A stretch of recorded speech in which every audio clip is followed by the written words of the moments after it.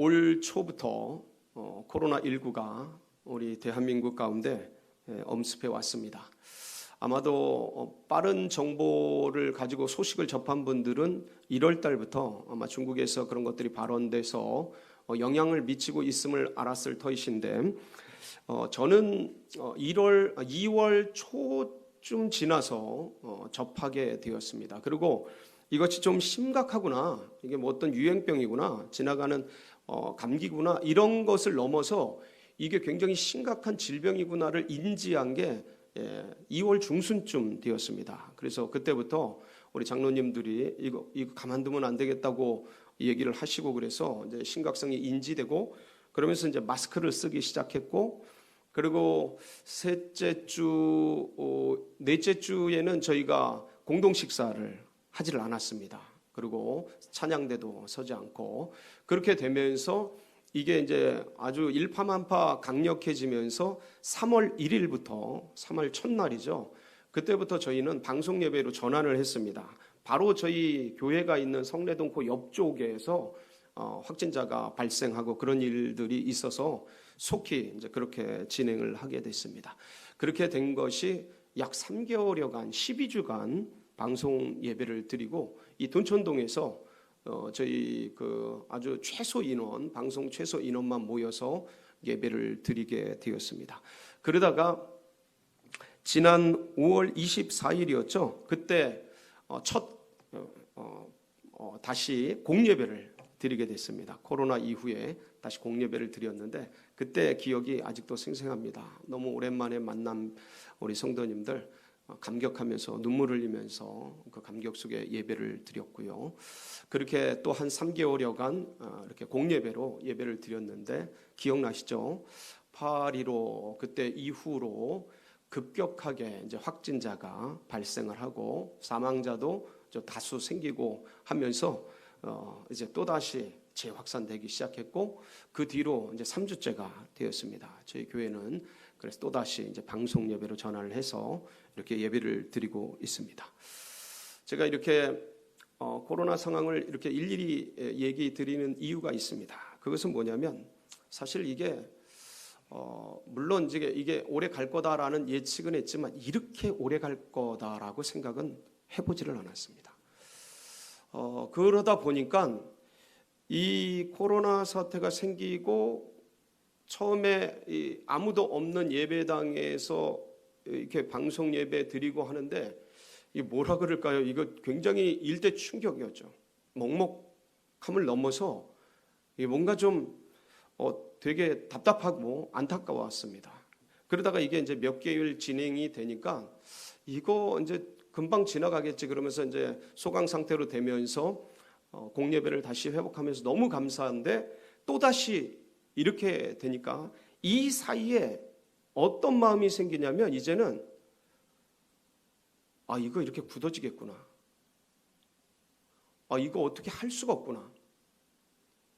그러니까 다음 세대들이 무너지고 교회가 문을 닫는 건 아니지만 예배를 드리지 못하고 방송 예배로 전환을 하고 전체적으로 막 이렇게 되면서 엄습해 오는 게 뭐냐면, 저뿐만 아니라 우리 성도님들에게도 동일한 비슷한 마음이 있을 거라고 생각이 듭니다.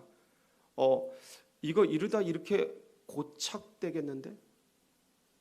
그러면서 이 상황을 바꿀 만한 힘이 없는 거예요.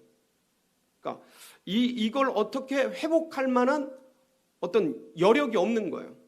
그러니까 다가오는 게 뭐냐면, 그 밑바닥에 무기력함이 밀려오기 시작했습니다. 무기력한 거예요. 어떻게 해볼 도리가 없으니까. 이 상황 속에서 아무것도 할 수 있는 게 없으니까. 그러니까 해보고 싶은데 할 수가 없으니까. 그러니까 무기력해지는 그런 어떤 것들이 이제 밀려오기 시작하면서 나중엔 다 소용없다라는 어떤 무능력함? 그런 나는 아무것도 할 수 없구나. 그 다음에 뭔가 좀 공허하고, 이거 뭔가 하는 그런 어떤 것들이 찾아오면서 힘이 빠지기 시작하는 거예요. 힘이 빠지기 시작하는 거예요. 그러니까 뭔가 싸우고 전투를 하고 영적 전쟁을 벌이고 막 그럴 대상이 있으면 그것과 싸우고 뭔가 서로 모여서 으쌰으쌰하면서 뭔가 자극이 되고 뭐 이런 게 있으면 저게 우리의 적이다 하고 싸우고 뭐 이럴 텐데, 이건 바이러스인 거예요. 바이러스요.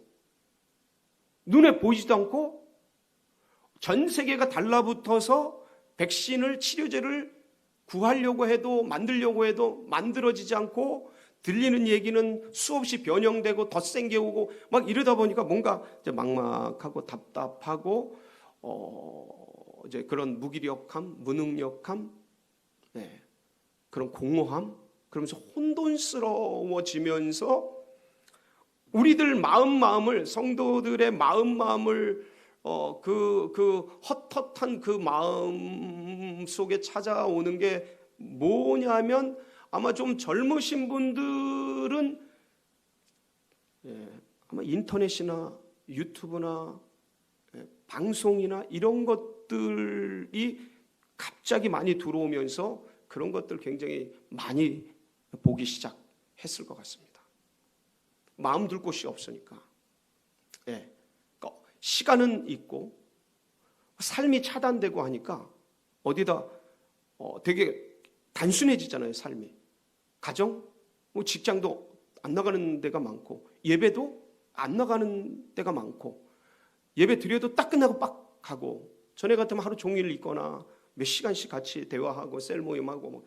근데 아주 단순해지고, 그리고 남는 시간이 굉장히 많아지고, 가정 있고 협소하게 있고 개인적으로 있고, 그리고 정보는 들어야 되고 계속 문자는 오고, 그걸 들여다보니까 어느 순간 전 국민이, 그러니까 누구라고 하는 게, 이건 성도들만 국한되는 얘기가 아니고요, 모든 전 국민이, 전에는 젊은 이들에게 해당되던 그런 일들이 이제 전 국민에게, 이제 쇼핑도 온라인, 뭐도 온라인, 비대면 전부 이렇게 되어지면서 영적인 무중력 상태가 찾아와 버렸어요.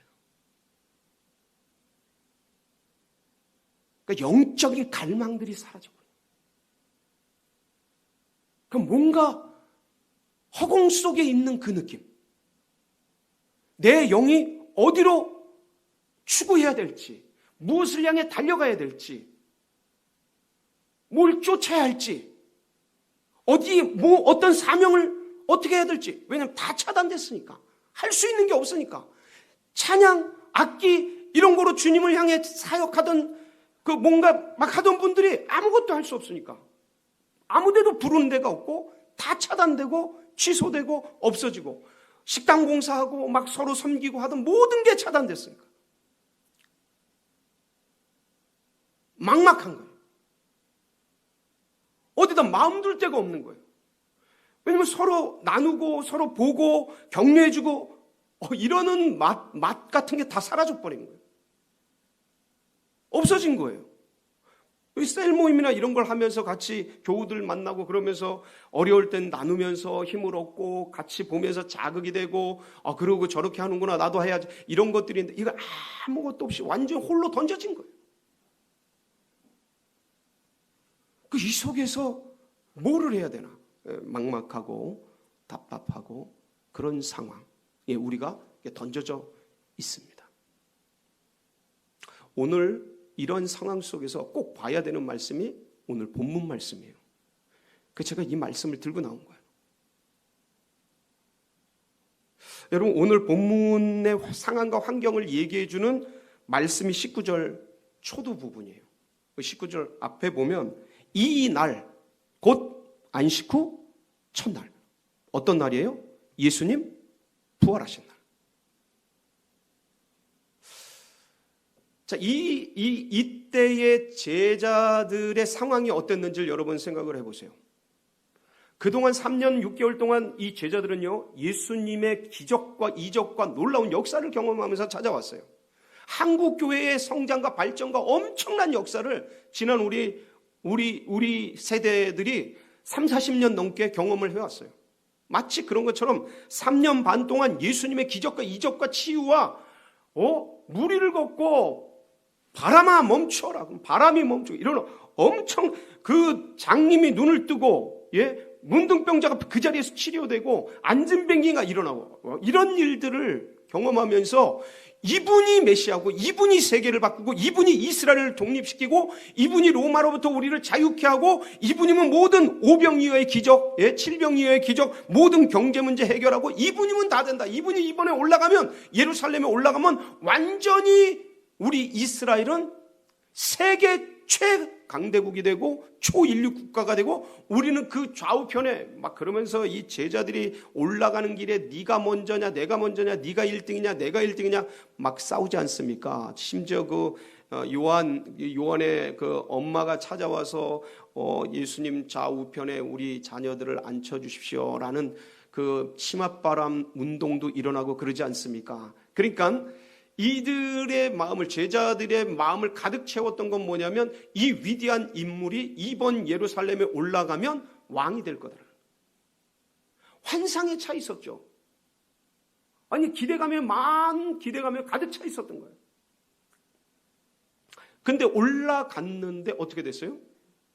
올라가서 일주일 만에 놀랍게도 겟세마네 동산에서 체포가 되시더니 그냥 기적을 통해서 그냥 없애고 그냥 막 그렇게 하셔도 현찮으신데 예수님이 잡혀가시더니 신성 모독죄로 뒤집어 쓰고 국가 반역죄를 지은 사람이 지는 십자가형을 받고 그리고 골고다에서 아무런 힘이 없이 돌아가신 거예요. 여러분 생각해 보세요. 이게 내일이라면 자기 모든 걸 던지고 자기 생을 던지고 그분을 쫓았어요. 그 교수님을 쫓았어. 그 스승님을 쫓았어. 그 변호사님을 쫓았어. 그분을 쫓았어요. 근데 어느 날 갑자기 죽어버려요. 내 인생 어떡하라고요? 그동안 쏟아부은 내 인생 다 포기하고 따라왔는데. 그러니까 이들에게 찾아온 예수님의 그 죽음 앞에 그 골고다에서 십자가에 돌아가신 그분을 보는 이 제자들의 심정과 그분을 따르던 성도들의 심정은 이건 막막함을 넘어서 어떤 면에서는 배신감까지 들지 않았을까? 이거 뭐야? 그러니까 마음이 다 무너진 거예요. 그러면서 3일이 지났잖아요. 이게 이제 안식 후 첫날이니까 3일째잖아요. 돌아가신 지. 그 맥없이 갑자기 돌아가신 거예요, 여러분. 어느 날 심장마비로 그냥 팍 건강하던 분이 팍 돌아가시듯이 예수님이 그날 잘 계시다가 겟세마네에서 또 이 성만찬식도 잘하고 겟세마네에서 갑자기 잡혀서 그 다음날 바로 그냥 새벽에 돌아가신 거예요. 그러니까 바로 잡혀가지고 새벽에 잡혀서 이제 돌아가신 거죠. 그러니까 이들의 심적 상태가 너무나 충격이 큰 거죠. 제자들과 그 따르던 성도들과 따르던 그 무리들이 그 마음의 충격과 고통 이런 것들, 그러면 3일 동안 이런 어떤 그 닥쳤던 그 허망함, 그 마음의 빈 공간에 찾아 들어오는 그 무기력, 그리고 이제 그 무기력과 허망함을 넘어서 이제 불안과 초조와 두려움이 찾아오는 거죠. 왜요? 예수님이 죽었는데 신성 모독죄예요. 그러니까 그 두목이 죽었으니까 그 따르던 사람들도 다 잡으려고 그러지 않겠어요? 해치우려고 그러지 않겠어요?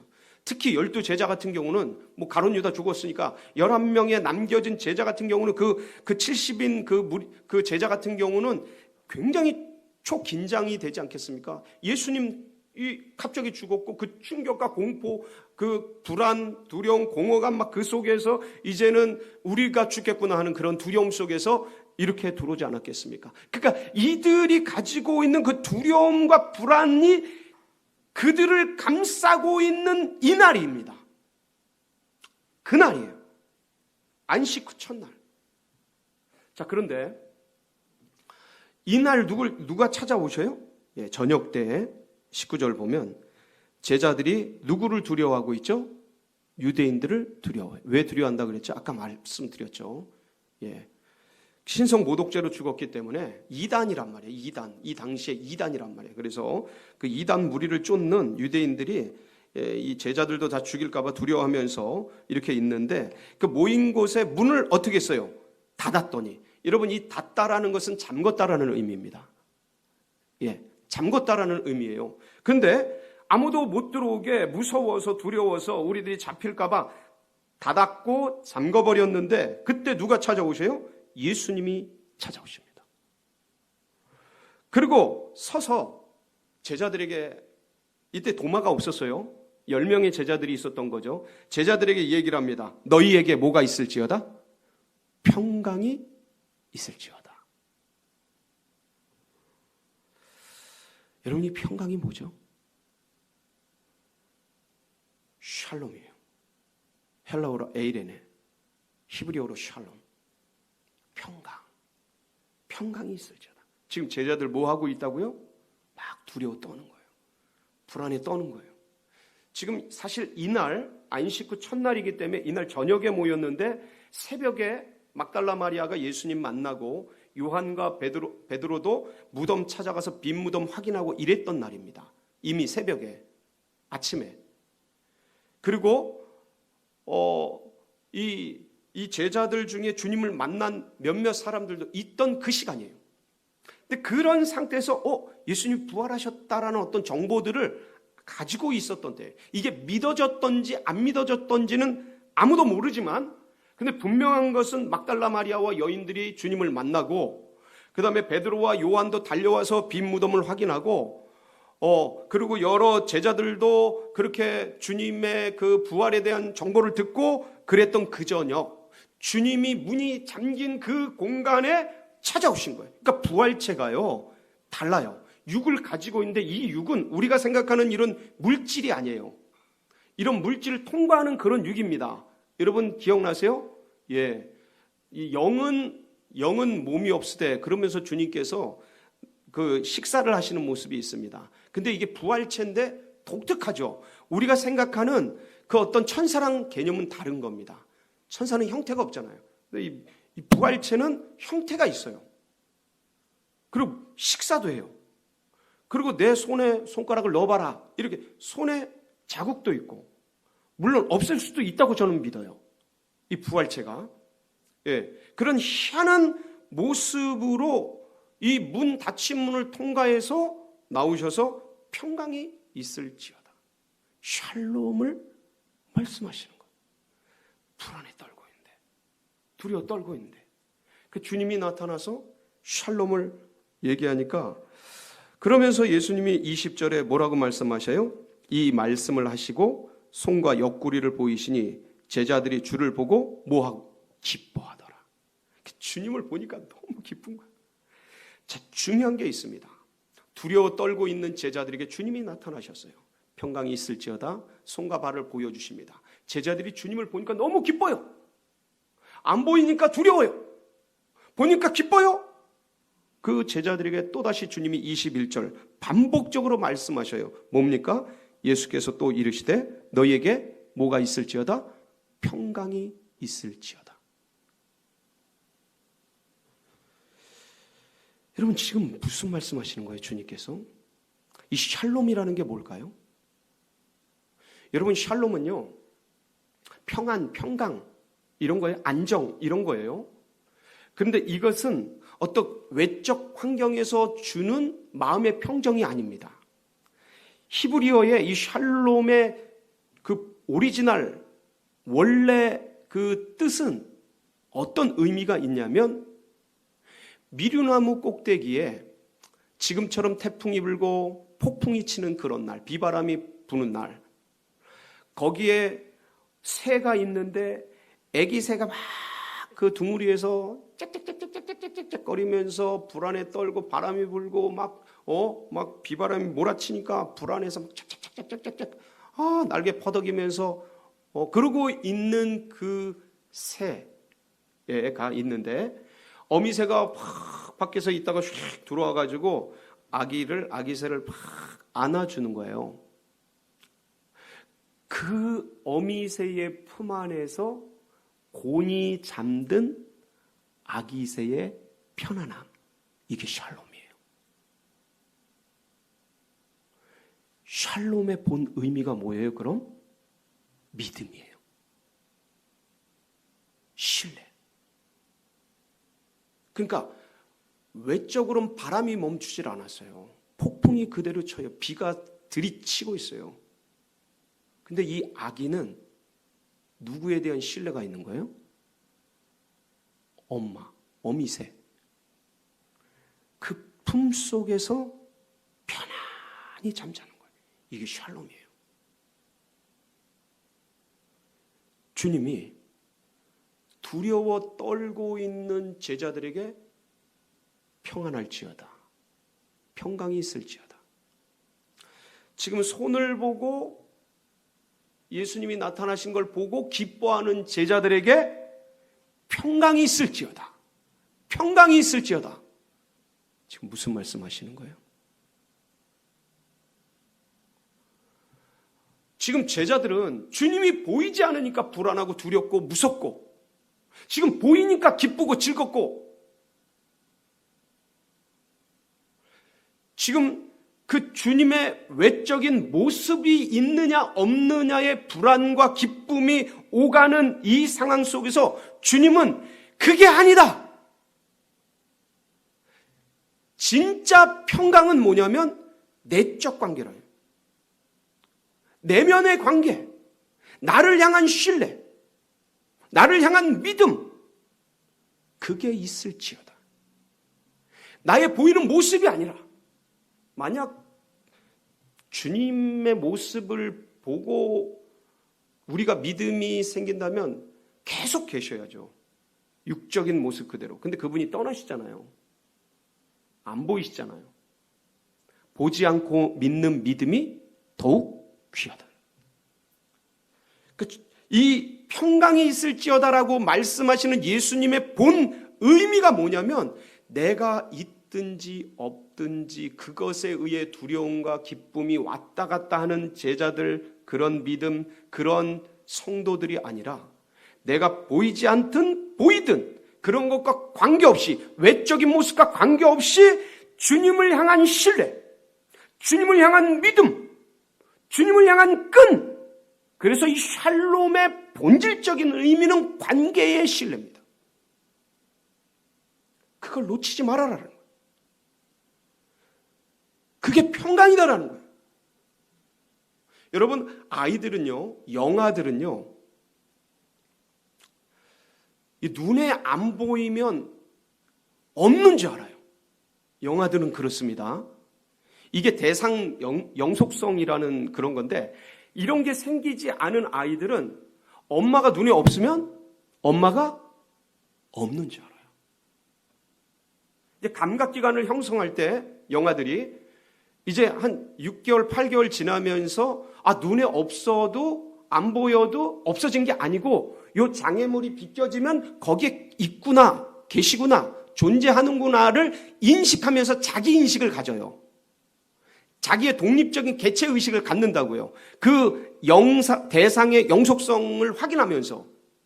근데 이게 발달이 안 된 영아들은 안 보이면 없는 줄 알아요.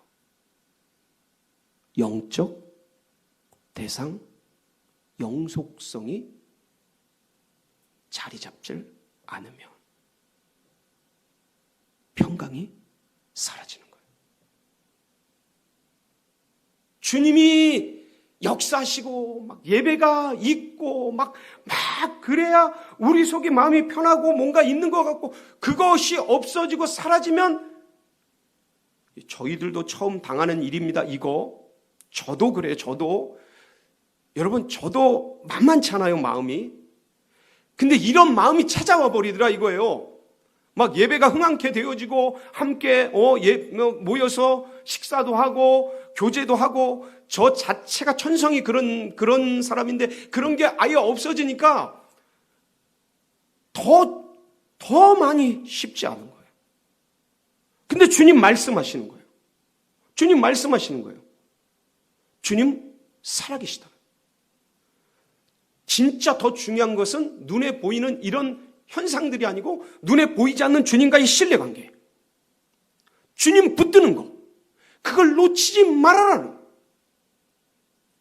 그걸 붙들으라는, 그걸 의지해서 그 길을 걸어가라라는 말씀을 이 주님께서 제자들에게 지금 하고 계신 겁니다. 여러분, 그러면서 주님이 21절 보면 그 평강 얘기를 하시고 다시 사명 얘기를 하십니다. 21절 볼까요? 예수께서 또 이르시되 너희에게 평강이 있을지어다. 아버지께서 나를 보내신 것 같이 나도 너희를 보내노라. 주님이 하늘에서 이 땅에 오셨잖아요. 아버지께서 보내셔서. 그것처럼 나도 너희를 보낸다. 이게 무슨 말씀이에요? 지금 사회 속으로 보낸다는 소리예요. 지금 그 적진 속으로 보낸다는 의미입니다. 지금 두려워 떨고 있는 그 유대인들 속으로 지금 보낸다라는 거예요. 뭐 때문에 보내십니까? 사명이죠. 복음이죠. 근데 지금 저긴 두렵고 불안하고 지금 잡히면 죽을까봐 겁나고 지금 밖에 나가면 비우호적이고 지금 코로나가 횡행하고 지금 굉장히 어려운 상황 가운데 있는데 거기를 어떻게 갑니까? 라고 말할 수 있는 그런 상황이지 않습니까?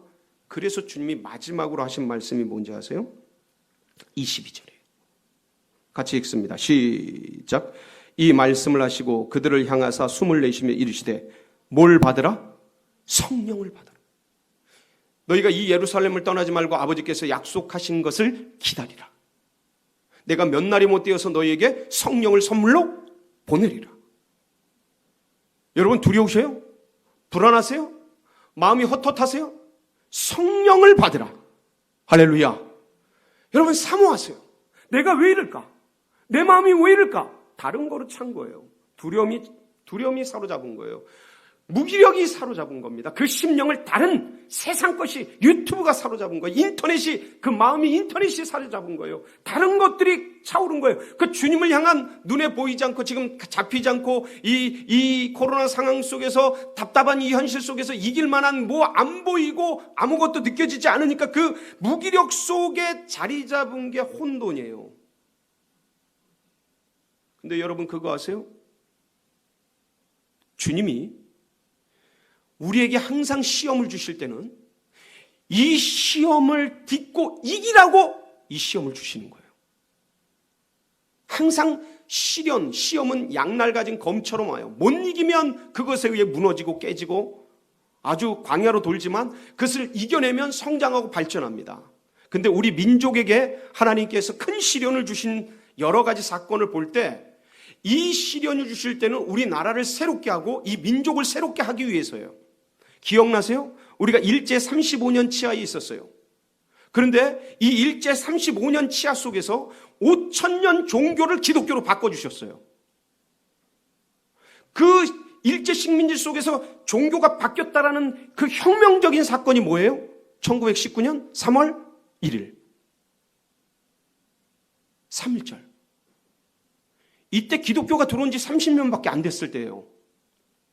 유불선 5,000년에 30년 된 기독교가 나라와 민족을 바꾸는 대운동을 했어요.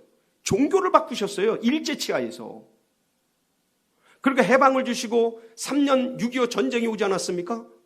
이 피비린내 나는 6.25 전쟁을 물론 우리가 신사참배하고 그런 대가 지불이에요. 그런데 이거를 주님 앞에 기도하면서 주님 살려주세요. 다시는 안 그럴게요. 낙동강 벨트에서 주님 부르짖으면서 기도하면서 이겨냈더니 이 폐허가 돼서 마지막 인도와 같이 가난한 헐벗은 이 지구상의 가장 가난한 나라를 주님께서 이후에 전쟁 뒤에 기적같이 한강의 기적을 만들어서 오늘날 이렇게 부강한 나라가 되는데 초석을 다 주셨어요. 잘 보세요. 일제치하에서 종교를 바꿔요. 6.25 전쟁 속에서 경제를 바꿔요. 망하는 게 아니고 바꿔요. 성장해요. 여러분 IMF 때 우리나라 굉장히 나름대로 잘 살았지만 금융이나 여러 가지가 체제가 재편되지 않았을 때입니다. 제대로 선진화되지 않았을 때. 근데 하나님이 IMF를 통해 그걸 싹 바꿔서 강대국의 면모를 일신하셨어요. 우리는 고통스럽지만 그걸 이겨냈더니 저는 이번 코로나19 이걸 이겨내면 하나님께서 이 코로나19를 우리가 잘 극복하면 이걸 왜 주셨나를 곰곰이 생각해 봤어요. 아, G7 안에 들어갈 초인류 국가를 만들기 위해서 우리나라에게 이걸 주셨구나. 여러분, 세계가 바뀝니다. 코로나 이전으로 못 돌아간다고 말씀드렸어요, 처음부터. 그러면 뭐냐? 이게 재앙이냐? 이게 우리를 망하게 하려고 그러는 거냐? 이 나라 민족을 어렵게 하려고 그러는 거냐? No! 이걸 통해서 하나님께서 통일 한국을 이루시고 이 코로나 이후 시대에 초강대국 G7의 일원이 되어서 우리나라가 세계 열방 가운데 하나님 살아계심을 증언하는 그런 나라 되게 하기 위해서 저는 반드시 이것이 그렇게 쓰여지게 될 것을 믿습니다. 여러분, 이 심정 가지고 이 코로나 때 주님을 꼭 붙드세요. 주님과의 신뢰를 단단히 하세요.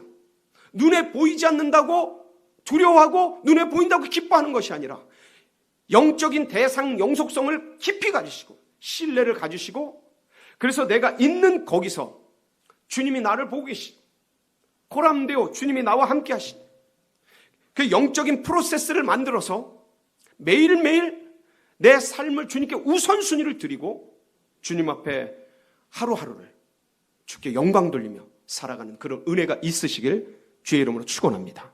함께 기도하시겠습니다.